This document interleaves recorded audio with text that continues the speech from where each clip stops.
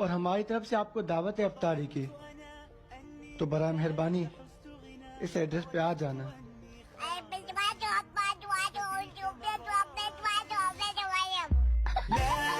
अम्मी, रोजे की हालत में बीवी को आई लव यू बोल सकते हैं क्या? देखो बेटा, अगर बीवी को आई लव यू बोलोगे तो जिसकी बीवी होगी उसको पता चलेगा तो मारपीट होगी, खून निकलेगा, तो आपका रोजा टूट जाएगा। और अगर आप अपनी बीवी को आई लव यू बोलते हो तो रोजे की हालत में जानबूझ के इतना बड़ा झूठ बोलोगे तो रोजा मकरूह भी हो सकता है।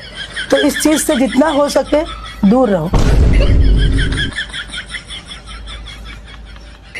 या अल्लाह पाक गरीब दा पुत्रा सारा साल गोभियां खा खा, टींडे खा खा, साग खा मैदा कुछ कोया फिरदा। या अल्लाह पाक कड़िया इस माह रमजान दे सदके कोई चंगियां 5-7 इफ्तारियां करा देवे ना। आए आए आए जेदे विच पकोड़े, समोसे, चिकन पकोड़ा, रूह अफ़ज़ा, दूध सोडा, शिकंजवी, साडी ईद हो जाएगी। अल्लाह पाक कड़िया तेरा 5-7 इफ्तारियां करवा देना। आए आए आए।